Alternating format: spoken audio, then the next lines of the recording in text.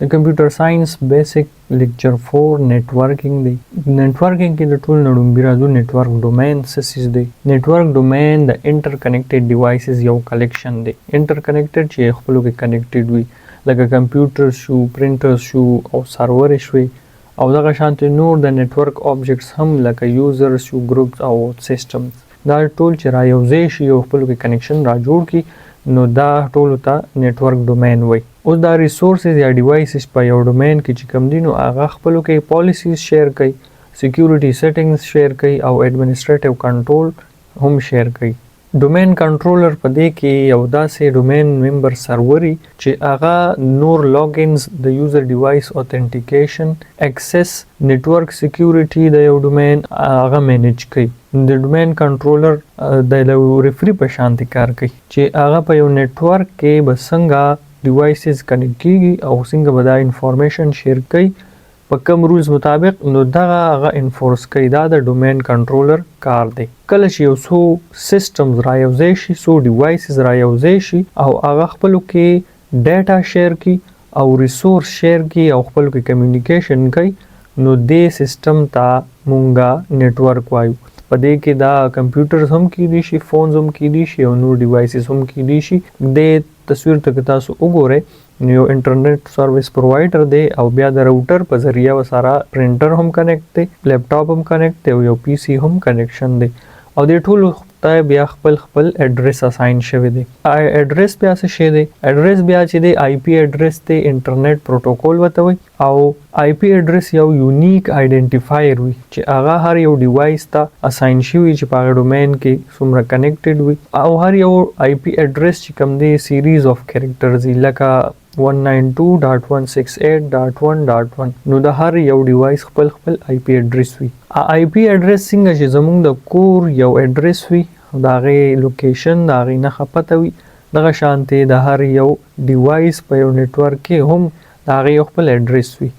په خوا به چې کله د پی ټی سی ایل فونز او د موبایل فونونه نو په کور کې نو یو ډایرکټري به پرتا وکال په کال به چاپ کېده چې په هغه کې به د خلکو نمونه هم لیکلي او سره به مخامخ نمبر هم لیکلی شي چې کم یو نمبر چاته اساین شوی دی چا په نوم دی. همدغه شانته ډي ان اس سیستم هم دی چې هغه د انټرنیټ فون بوک په شان کار کوي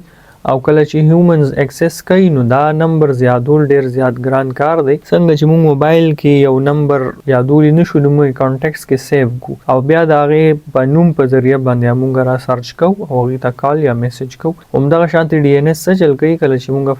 nytimes.com یا espn.com یا google.com ورکو نو ډي ان اس هغه وګوري په هغه فون بوک کې وګوري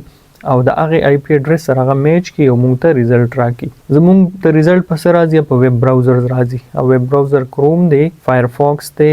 یا بل کوم داسې هم چې دی ویب براوزر وي نو هغه د سره انټریکشن کوي، د آی پی ایډریس سره انټریکشن کوي او ډي ان اس دغه ډومین نیمز ترانسلیټ کوي آی پی ایډریس ته. لکه فار ایگزامپل موږ google.com ولیکو نو ډي ان اس دغه google.com هغه کمپیر کی دغه آی پی ایډریس سره او دغه نه پس موږ ته ریزلټ راکړي. دی یو ایگزامپل ته تاسو وګورئ نو یو سیستم دی www.com یا .p کې اخر کې څه هم وي یو ډي ان اس بیا څه چلو کې ډي ان اس ریزولور دغه نوم را واخلي هغه پاره کې وګوري چې دا د کوم آی پی ایډریس سره دی. لکه فار ایگزامپل abc.com دی نو دا هغه آی پی ایډریس 82.18.290.10 هغه شانته نور xyz.p کې څومره هم چې تاسو .com یا .p کې دا ډومین نیمز ګوره او هغه مون سرچ کو نو د دې ارشا خپل ایډریس ته چې هغه ته آی پی ایډریس وي یعنی انټرنیټ پروتوکول. اوس کله چې په نیټورکینګ کې موږ د یو ډیوایس نه بل ډیوایس ته ډاټا شیر کو او ډاټا زی نو هغه ډاټا په وړو برخو کې تقسیمیږي چې هغه ته پیکټ وای. نو پیکټ څه شی دی؟ په اصل کې د یو لارج میسج وړو کې شانته برخه ده. اوس کله چې ډاټا په کمپیوټر نیټورکس باندې سند کړي کیږي لکه انټرنیټ په ذریعہ نو دا پیکټس کې تقسیم شي. دغه پیکټ بیا د بل کمپیوټر کوم چې ریسیو کوي هغه یې را یوځای کی او دا فل ډاټا د تراش. فار ایگزامپل دا یو سیستم دی دا آی پی ایڈریس دی د ریسیور ته ډیټا لیږي. نو په څه ذریعه به سره لیږي؟ ډیټا پیکټ ته. او په هغه ډیټا پیکټ کې بیا د کم ځای نه دا ډیټا کم آی پی ایڈریس نه راغلی دا او کم آی پی ایڈریس ته به ځي ورسره نور هیډرز او نور څیزونه هم دې سره انوالو وي او هغه پیکټ بای پیکټ بیا دلته ریسیور ته رسي. کله چې هغې ته فل ورسي نو هغه تاسو ته شو شي. انټرنیټ پروتوکول آی پی چې کوم دی څه دی نو هغه همغه پروتوکول دی. هلته آی پی ایډریس دا پروتوکول دی. هغه پروتوکول څه شي دا رولز دي. اصل کې کوم رولز دي چې څنګه به راوټ کیږي او څنګه به پیکټس اف ډیټا ایډریس کیږي چې هغه په نیټورک باندې په ښه طریقې سره بل ریسیور ته ورسي او کوم چې کریکټ ډیسټینیشن وي هغې ته هم ورسي. نو دا پروتوکول دا رولز دی لپاره چې دا یقیني کړي شي چې دا کومه ډیټا سینډ شوې ده چاته لیږلې شوې ده یا د چا نه غوښتې شوې ده چې هغه هماغه ډیوایس ته یا هماغه سیس ته کمپیوټر ته ورسي یا ته راواخیستی شي. نو د دې لپاره انټرنیټ پروتوکول یوز کیږي. راوټر یو ډیوایس وي او د دې راوټر کار دا وي چې کله ډیټا پیکټس راشي هغه وګوري چې دا د کوم ډیوایس دی نو هغې ته ولیږي. څومره آی پی انفارمیشن چې دی هر یو پیکټ سره دا تړلی شوي آی پی ایډریس ورسره تړلی شوي هیډر وي په هغې کې لاګین نور څیزونه هم وي نو دغه هغې ته وګوري راوټر هغې انفارمیشن ته وګوري او کوم سم ځای چې کوم دی همغلته یې ولیکي. فار ایگزامپل دا یو سینډر دی او د دې نه ډیټا راغلی ده د دې ایډریس نه نو د ټي سی پي پروتوکول په ذریعه باندې راغلی راوټر ته. راوټر یې وګوري د سره به خامخا آی پی انفارمیشن د په هیډر کې سټور وي او هغه پیکټس که ریسیور 1 وي که بي وي نو هغه ته به هغه ولیږي خپل آی پی ایډریس چې کوم یو وي نو هغې ته به دا سینډ کړي. ټي سی پي ټرانسمیشن کنټرول پروتوکول دی او دا یو کمیونیکیشن سټینډرډ دی چې هغه دا ډیفاین کوي چې یو نیټورک کنیکشن به څنګه اسټابلیش کوم څنګه به جوړیږي او بیا به څنګه مینټین ساتل کیږي او د هغې په ذریعه باندې ډیټا ایکسچینج کیږي. دا هم ډیټرماین کوي چې اپلیکیشن ډیټا به زه څنګه په پیکټس کې تقسیموم چې یو په نیټورک باندې په اسانۍ سره ټرانسفر شي او خپل ځای ته ورسیږي. نو دا د ټي سی پي یا د ټرانسمیشن کنټرول پروتوکول کار دی. تاسو که دلته اوس وګورئ دا ټي سی پي آی پی پروتوکول دی دا یو سینډر دی. لومبي ډیټا لاړ شي اپلیکیشن لیر ته هغه بیا ټرانسپورټ لیر ته ورکړي بیا هغه نه پس نیټورک لیر ته لاړ شي فزیکل لیر ته بیا د انټرنیټ په ترو باندې واپس چې کله ریسیور ته ځي هم په دې پروسس سره ځي. دلته به زه دا نه ایکسپلین کوم دا ډېر ډیپ کنسپټ دی. صرف دومره پوه شئ چې دا یو پروتوکول دی یعنی یو رولز دی چې ډیټا به څنګه ځي په څنګه پیکټس به څنګه ډیوایډ کیږي او کم ځای ته به رسي چې غلط ځای ته ونه رسیږي. نو دا ټي سی پي آی پی یوز کیږي. HTTP څه دی دا اپلیکیشن لیر پروتوکول دی چې هغه ډیزاین شوی دی لپاره چې د نیټورک ډیوایسز ترمنځ انفارمیشن ټرانسفر کی او د HTTP په ذریعه سره ډیټا ریسیو کیږي. هغه ډیټا کې ټیکسټ راتلی شي هغه ایمیجز هم کیدی شي ویډیوز هم کیدی شي سټایل شیټ سکرپټس او نور کنټینټ هم کیدی شي. نو دا د اپلیکیشن لیر پروتوکول یا د HTTP کار دی. تاسو د ایمیج ته وګورئ نو فار example.com دی خو مخې ته وته لیکلي not secure نو چې صرف HTTP نو سکیور نه end to end encrypted نه په منځ کې کچر دا ډیټا چا اکسس کړه نو هغه کتیش چې په دې ډیټا کې سدي دا هغه سکیور ورژن چې د HTTPS ته ما هایپر ټیکسټ ټرانسفر پروتوکول خو سکیور دی. دا څه کوي چې کله ډیټا لیږل کیږي نو هغه انکرپټډ کی. انکرپټډ مطلب دا سه لیکلو ته واړی چې په هغه باندې څوک بیان نه پوهیږي او د سره د ډیټا ټرانسفر سکیورټي چې کوم دی انکریز کیږي. څومره چې لاګینز یوز کیږي په یوزر نیم پاسورډ کې نو هغه ټول ویب سایټس بیا HTTPS یوز کوي اس سکیور وي. هغه پاسورډ آی ډي که څوک منځ کې اکسس هم کی نو هغه بل دغه توړېدلی په هغه څوک نه پوهیږي. لکه دا اوس ډیټا HTTP د پلان ټیکس یوزر نیم دی یوزر 1 پاسورډ نو دا HTTP یوز کوي او دا سیده په سیده ځي. خو کله HTTPS کله هغه سره انکرپټډ شي نو بیا هم دا یوزر نیم چې کوم دی دا داسې لیکلو ته ووړي او پاسورډ هم نو د سره دا بیا څوک نشي اکسس کولای پته وته نه لګي. اوس TLS څه دی نو دا هغه ټرانسپورټ لیر سکیورټي دا هغه انکرپشن پروتوکول دی چې هغه دا کمیونیکیشن انکرپټ کوي او HTTPS هم دا TLS یوز کوي. د TLS ته SLS هم ویل کیږي سکیور ساکټس لیر. کله چې موږ facebook.com ولیکو نو دا ریکوست لاړ شي سرور ته هغه ویب سرور څه کوي الته وګوري نو HTTP ریکوست کې سوي ریسورس اکسس یا ریکوست وته شي چې مال داسې راکا. فار ایگزامپل که google.com ولیکو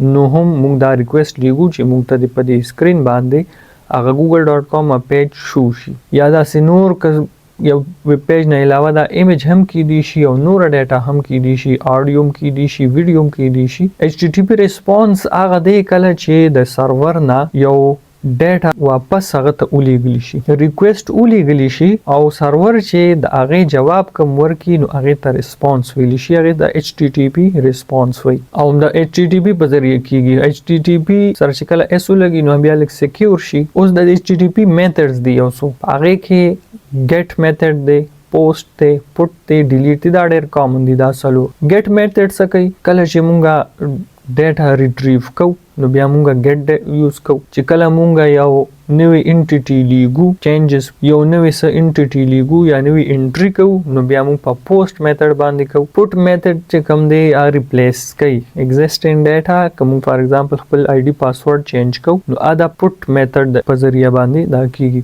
او ډیلیټ څنګه چې نوم نه پته لګي نو دا هغه سپیسیفاید ریسورس ډیلیټ کوي که زموږ یو تصویر په فیسبوک ورکړی شي موږ هغه ډیلیټ کول غواړو نو هغه د ډیلیټ میتھډ په ذریعہ باندې حق کیږي اوس دا دومره ډیټیل کې تللو ضرورت نشته دا صرف بیسکس دي په دې ځان پوي کې مخکې چې کوم سيزونه راځي دا د هغې لپاره پکار دي